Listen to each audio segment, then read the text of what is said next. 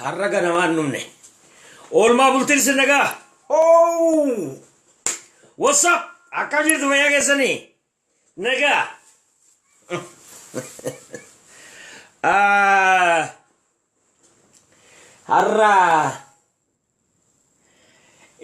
Harraga namaan hin seene. Yooyyaa babaaroofa fayyaa. Dhageessisi baraadhaa. Daado ijoollee durgooftu saanamnis nagaa akkaan oduun hafuura Oromoo maal dhageesse maan gartee hoo aya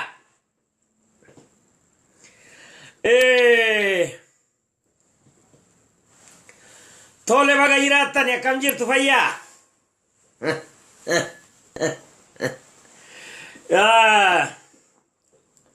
Finfinne irratti har'a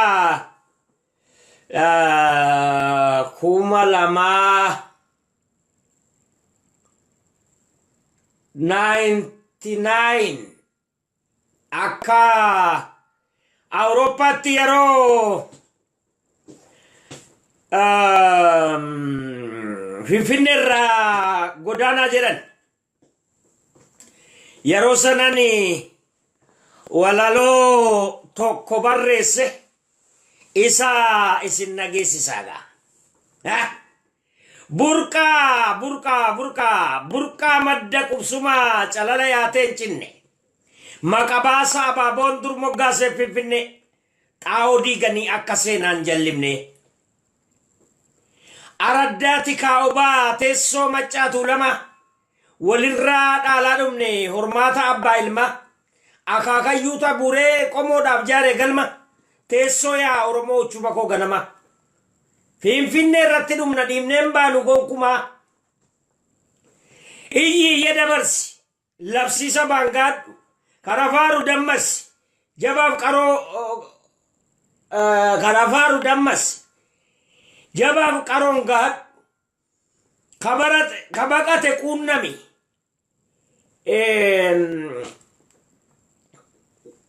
waami waa ilfadhu bortaadhaan nagaadhaan Finfinnee dhabdu bortaan akka dhuunfadhuu jedha. So walaloo kana Ammuma nafaanitti naadhumnaa yaadannaanuma kaase yeroo sanatti milkaa'wannaa ta'ullee baatu akka gaariitti faca'ullee baatu bifa sirbaatiin maammakka dir abbaa diggayiif kennee sirbameera Naayiroobiitti. So amma miti wannaan kaasuu barbaadeef Egaa gaafasis akkasitti argitee muddee cirik godheeti qabeeti. So mallasilleen baqatanii ba'anii Finfinnee keessaa ofiifuu lubbamanii oofisuma Opiidiyoo kan Adaamaatti godaanilleen Finfinneetti akka deebi'u kan godhe nuyi. Eega sanaa deebi'eef Sila hudduu keessa dhiitanii ari'atu turan Opiidiyoo. So alaayisi gaa namninis bakka hundaa itti cimee alaayisi humna sodaatamutu jira. Lolellee argitee hagas beekamullee baatu. Uummanni kun yoo fincile dhaqee abaa'otti dabalamaa jechuudhaan sodaatu. Kanaaf argitee golgaadha jechuun fagoo taa'ee akka waan hojjennan waa hojjenneerra jedhaan jiru eega 91 garuu golgaa taaneerra Oromoodhaaf dhagaa beektu dhagaa argitee yookaan muka jalatti daata wayi taa'eera maqaan adda bilisummaa Oromoo yaa maquma sanaani dhamaa ture namni 91 as jijjiiramaa fi waan hojjetame hin argine anis Oromoon martinuu ragaba garuu waa hedduun hojjetameera sababa isaatiif waan hedduun hojjetameera waan argitee adda bilisummaa Oromoo qabe ijoolleen adda addaa OPDO keessa galanii waan hedduu hojjetaniiru maaliif sodaa baa'ootiif jecha har'a Finfinneenis eegaa argitee sayyamamtee afaan Oromootiinis waamamuu jalqabdee magaalaanis hundisaayyuu jijjiiramee jedhe hunda waliin geenye malee waggaa 27 lakkaateera 27 bakka dhaloota tokkotti oomishneerraa jechuudha kaani Finfinnee ammas bakka duriitti deebisuu warri barbaadan ijoolleen Habashaa jiru ijoolleen Habashaa jiru miidiyaan Habashaa jira karaa hundaan iyyu jarri baay'ee wannaa qabu argitee waa sodaachisa sagalee nama sodaachisu qaban garuu homaa nama gochuu hin danda'an akkasitti beeku ilaal waanuma Itoophiyaa keessa jiru walitti qabatanii yoo barbaade waanuma ollaa Itoophiyaa jirullee yoo waa ilfatan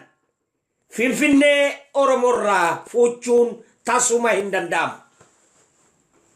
jechuun waan argitee qubsumaa walitti dhaati akkam goota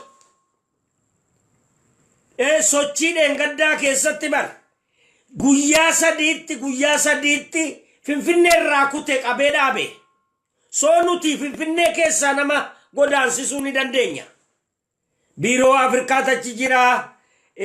ambaasaadarota adda addaatu achi jira malee guyyaa sadiitti waan argitee Finfinnee keessa jirtu waan sabaa fi sablammoota Amaaraa kana godaansisuun hin danda'ama nuti karoora sanaan qabnu garuu abbummaan nuuf mirkanaa'udha taaganu abbummaa hawaasaadhaafis Sidaamaadha abbaan Baardaariifis abbaan Amaara Finfinneefis abbaan nuyi wanni biraan jiru wanni achi qabaa argitee shunkurtii fi barbaree miti kan nagadaa jiru irra buusaa kan nama biraa galu wanni achi ilaalluu fi Finfinneen Oromoodhaan walitti hidhaadha nuuf gumaa keenya beektee wannaan nuti arganne waan hundayyuu miidhaan irra ga'e waggaa 100 meeqa waan hundayyuu dhiifamaa fi araara jennaan bira kunne dhageesse kadhiirri keenya gudeedame bira kunne garuu nuufi kaasaan nuti fudhanne yookaan gumaan nuti arganne Finfinneedha gumaa dhiiga keenyaati jechuudha akka waan gumaa arganneetti ilaalla Finfinnee Oromoon akka addaatti ilaala akka addaatti waan achi qabaa as qabaa qabu akka addaatti ilaala kanaaf egaa kunnoo gaara mul'ataati ka'ee haga dalloo mannaati ka'ee haga qellemi kunnoo gaara keessa boordarii Suudaanii ka'ee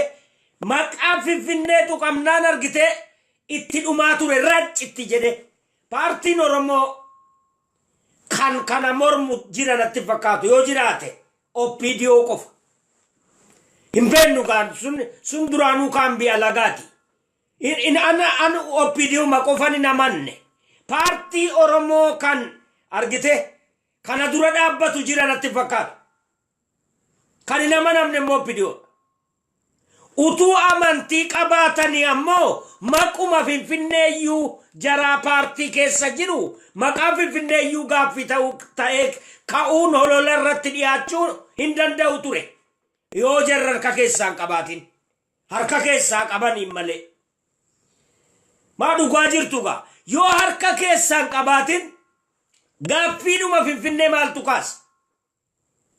nuti alaabaa irratti dheengadda argitee yeroo ijoollee keenya dhaanaa turan nama meeqa ajjeessan kan jaraa dhiibnee fi warri argitee alaabaa Minilik namaaf dhiibnee kan keenya irratti duuna nuti hin hidhattanii bari ana achin jira gaafas alaabaa karaa duratti argitee ijoolleen mukatti dibdi dhagaatti akkuma jarri diban soo kun waan irratti namni nama jeesu jira kun waan irratti baanii iyyanii rabshaa kaasan hay alaabaan nama South African jiru Finfinnee keessa kan Oromoo maaliif dhukkubse alaabaan Ameerikaa Finfinnee keessa jiru kan Tigreen jiru kan Amaaraan jiru soo Amaaruma qofa maaltu dhukkubse kana abasha maaluma jara dhukkubsa kana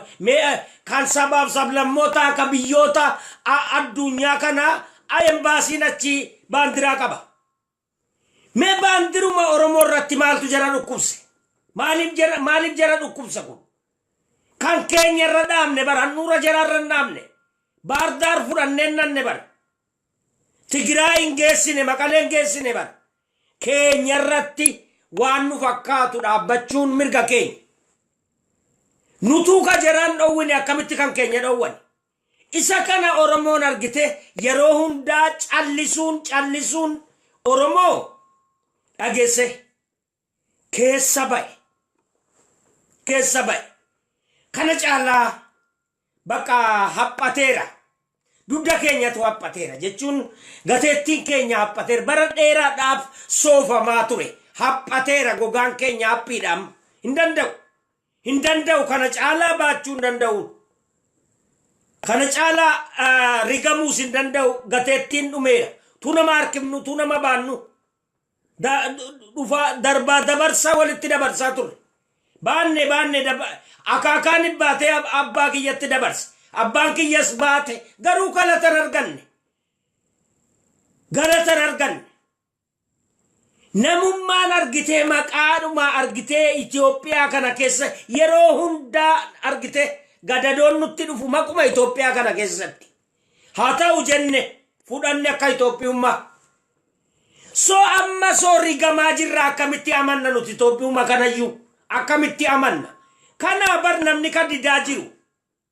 si maqaa ilaal yeroo hundaa maqaa kanaan qoraafamna nuti maali hay namni bar namarraa hafa gosa yaraayyuu gosa jaraattiin bu'inaa jiranirraa hafa namni wal seeraa bar gosa guddaa kana maaliif doorsisu maal ta'e innoo utuun tuqamin naman tuqu ammas abashaan argite ka'ani bakka hundaa wal waamanii ka'ani kan ammoo ka bakka kennee fi karaa nutti saaqaa jiru Oppidiyoon yeroo siin akkas taatu Odipaas jedhi Oppidiyoos jedhi tokkumaati sun waan argite maqaarraa jijjiirru mite hundi isaaniiyyuu sanuma tokkuma Odipaa jedhi ODF jedhi dhaaba kiyya sana hundayyuutti dabaliiti kan Kamaal jedhi hundinuu Oppidiyoodha aktivistoota jedhi hundi Oppidiyoodha nu hundinuu Oppidiyoo bar taane dhanne galma jaraa galle bar seenne garuu argitee ummata Oromootiif godaannisaa marra keenya darbaa jirraan nu hunda Oppidiyoodha garuu ajjeesaa jirra Oromoo filmaata biraa akka hin qabne taasifneerra Oromoo akka filmaata biraa hin qabne amma argitee wannattiin amma qabatame kun namarkaa ceenaan itti deebi'ee Oromoon itti deebi'ee gadi dhaabbachuuf hin taa'u isa kan ammoo akkatiin dhaabbanne godhaa jirti Habashaan halkaniif guyyaa taa'an jiran maaliif akka cinqamanii wallaale mee isaatiin dhaggeeffadha eega gaafa bilisummaa Oromoo galeeti maaluma jara cinqa mee kan keenya laala ijoollee keenya callifte amma nam tokko namni walii isaa irratti bahee jaarmiyaa kamiyyuu arrabsaa jiru hin jiru Oppidiyoos namni tuqaa jiru hin jiru yeroo kan ammoo as deebi'a laala Habashaa maalitti nutti kaasa nuti Itoophiyaa jennee Itoophiyaa jaraasa taa'u amma rakkoon qabu nu maqaa mititi gochaadha ka jibbini amma ammas kuno halakanii argite halakanii caraananii wanni bakka hunda iyyan nutu callisee jechu nutu callise yeroo hunda takka waggaa laman teenye nuti nagaadhaan nan beeka bar miidiyaa kanarra waggaa 13 turreera ani faan argite mataadha argite miidiyaalee adda addaa banamu keessatti paaltokkee keessattis jaruma dhufee nutu ture balaan immoo nurraa kaanaan hin deebi'u beddellee irrattis jaran nutu gaafa beddelleen Teddy Afro argite akka jiru miila jalaa fuuneen miliyoona 10 mahilmi adarrangne objuu gooneen Ispeeniin argite isanni dhaquudhaaf deemu harkaa fashalchiifneen so yoo qabne malee naman tun gaafa argite alaabaan Finfinnee keessatti guyyaa Minilik kabajanna jedhan Opidionis Tigreenis dhowwitee jennaan cherchiitti kabajan so ammas nu arrabsanii jennaan Minilik ginoosaayid jenneet irratti kaaneen sabni hundi Tigreen kaninam Sidaamni kaninam imeelii kiyya keessa jira xalayaa jarri nu barreessan deggersaaf so argite yeroo nuti waggaa lama aara afuura fudhanne duruu nu kaanii nu madeessuu jalqaban duruu nu horfani akkame ataanu duruu nama rigu hin dhiisani so isa kaleessaa argite isa kan Minilik kaleessaa nuti godaannisa himataan jiru dhageesse takka arma wanna sida arsitti dhaabbate buqqisaa jiru so amma jara yontunne nuti waan jara kaasaan jiru maaliif nama jalaa namne sodaata maanu se'ani dooma nama waa hiyyaanne nama waa hin beenne maaliif nu se'ani nutu gamtaan dhaabbachuu hin beenne dhaabbanna nuti bar gamtaadhaan dhaabbachuutti tokkoffaadha Oromoon tuqamee jennaan akka Somaaleeti bahaadhiyaan qabu argite finiineeka na argineerra bar kanaan duras kaanee argineerra kaamne isa argineerra amma akka durii miti Oromoon akka duritti namni ilaallatu miti gaafa duraa wallageetti dhabaaf camne gaafa calii calanqoo gaafa harma muraannolee wallageetti dhabuu walii dirmachuu dhabuudhaan Oromoon amma waliif dirmata yoo akka wallole walii dirmata Oromoon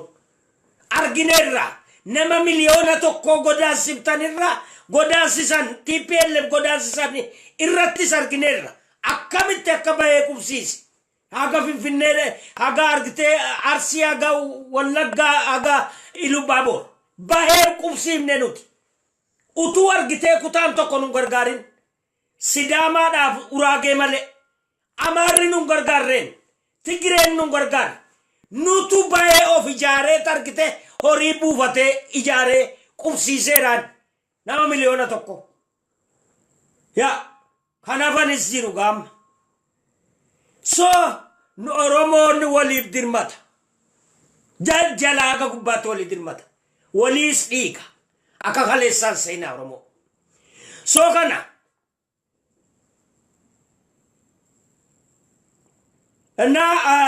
kanafi amma kaahun bኋላ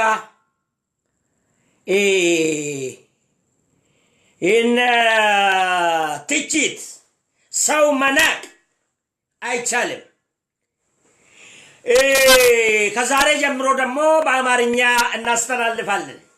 በአማርኛ ይላል ልክ ልካቸውን እነግራቸዋለሁ ለምን በአማርኛ መናገር እንችላለን እኮ ኢላ ዜማና አፋን ኦሮሞ አታው ማለ መናገር ሐሳባችን መግለጽ እንችላለን ምንም የሚያስገድብ ነገር የለም ማል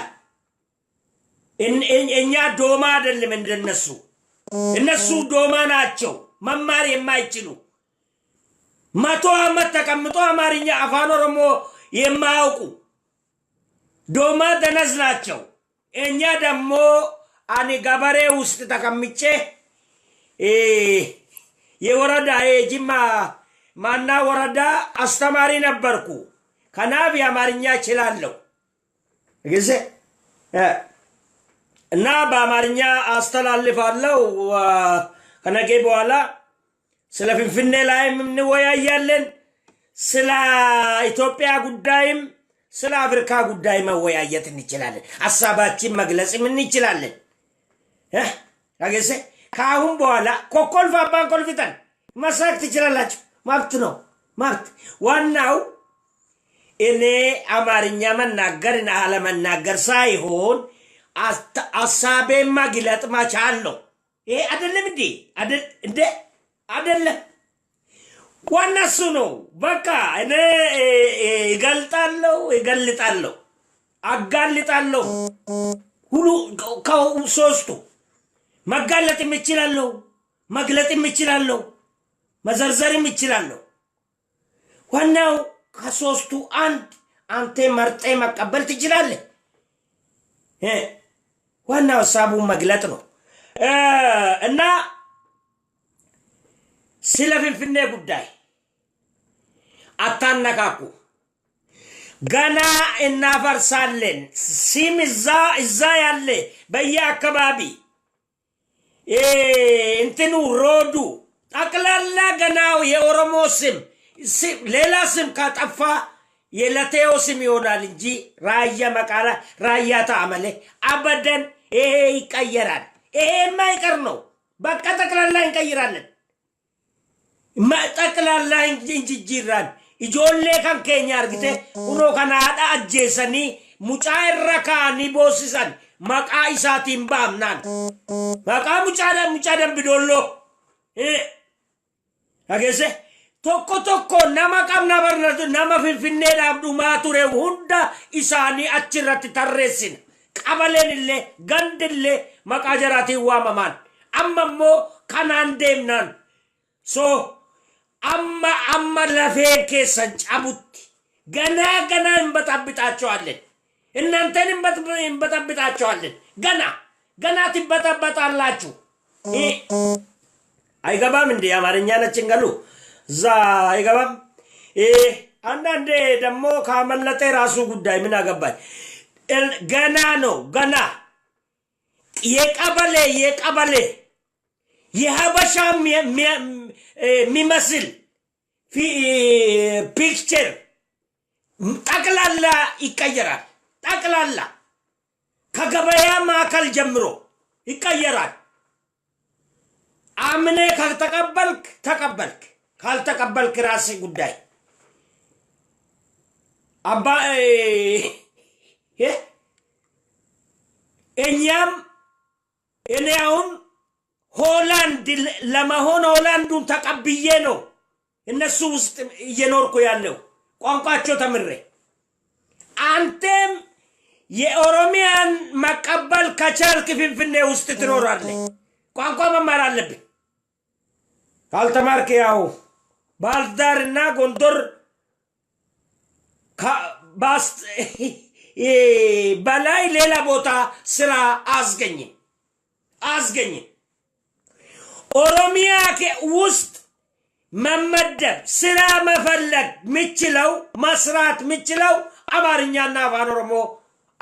አቀላጥፎ መናገር ከቻለ ብቻ ነው። በቃ ትግራይ ውስጥ አማርኛና ትግርኛ መቻል አለበት የሚቀጠረው እዛ። ሲዳማ ውስጥም እንደዚህ ያከስጋ መብታችን ነዋ። ገና ደግሞ ሁለተኛ ቋንቋ ኦሮምኛ የትም ክልል ሁለተኛ ቋንቋ ሆኖ ማገልገል አለበት። የትግራይ ልጆች ድሮም እነሱ አራዳ ናቸው፣ ይማራሉ። እነኚህን ነው የደከምኩት እንጂ እነኚህ ከጫናዬ አይወርድም አሉ እኮ። እነኚህ እኮ ነው አርብና ሐሙስ ተሸክሜ መዞር ያቃተኝ። የአበሾች ጉዳይ ነው አሁን በጣም እያሳሰበኝ ነው። በጣም ወደ ህይወቴ እየመጡ ነው። ወደ ህይወቴ ደግሞ የሰው ህይወት የሚበጠብጥ ሰው ማንም ተኝቶ የሚያይ አለ አይመስለኝም። አሁን ውረዱ፣ ከጫንቃችን ውረዱ። መሬት ሰርተናል እየተቀመጣችሁ ነው እየኖራችሁ ነው ከጫንቃችን ላይ ውረዱ ይበቃል ወዮ ወይ ጉድ እና ደክመናል ብዙ አመት ተሸክመናል ስድብን ችለናል ካሁን በኋላ መቻል አንችልም ካሁን በኋላ መቻል አንችልም እናንተ ደግሞ እናንተ ጣጣ ያመጣችሁ ጣጣ ነው ብጥብጥ የሚያነሳ እነ እስክንድር ነጋ ጮየን ያስፈታን ያው በዚህ ሳምንት ምን እንዳለ ሂዱና ይዩት ይሄ ነዋ ሁሌ እኛ ጥሩ ነገር እንሰራለን ግን ተመልሶ ወደኛ ነው የሚመለሰው ለኛ ክፉ ሰው የሚያስብ ነው እንጂ ክፉ የሚያስብ ለኛ አበሾች ናቸው እኛ ደግሞ ለሁሉም ሰው ጋሪ እንሆናለን ብለን እናስባለን ግን ማልኮል ቪታኒስ በመሃል ከጠፋኝ አፋን ኦሮሞ ተክቼ ማሄድ ይችላለሁ እኮ ሁለተኛ ቋንቋ ዳ እና ያቃሉ እኮ ያቃሉ እና ውረዱ ከኛ ጫንቃ ላይ ውረዱት በቃ ኡፌና ጋበ ደደበ አማ ፌያሜን ደሙ ባደ አላጋ ኦርማ ኡፌና ጋበ ደደበ አማ ፌያሜ ደሙ ባደ አላጋ ኦርማ አካሲ አገዘ ኡፌኑ ጋሜ አማ ባደነን ደምኑ ፌ ባደነን ደሙ ድነ kanabi inganga ufena game amma dide gonkuma feamede mubade alaga orma anishinu waka uffe haw afura ba fatamati namne yaro wala baka ba akas ufena game daddabe amma fe amende mubade alaga orma dide gonkuma gae baka dide gonkuma tasumayu he በዚህ ላይ ተፈጽሟል ያ እና በጣም አመሰግናለሁ ሲርበክ የገነ ጆሌት አካ ጆላ ውሰት ጀለና ጀላከን ረቢ ሶዳዳዲ ወለሎን ከየኩን ክያ ገረወጋ ሶዶማቲቭ ደማ የገንባሴ ወለሎ ከና ኡፌና ጋሜ didego ufena game dadabe amma feamede mubade alaga orma didego kuma akat tingani yolet wallahi himbane najala kaburan kana akobu maki yansirban kobu maki gafan duwe ko wafuda tewara abdi male abadan kiyanara furatena kanabi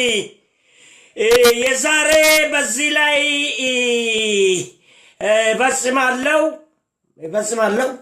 ፈጽማለሁ ይገባል እንዴ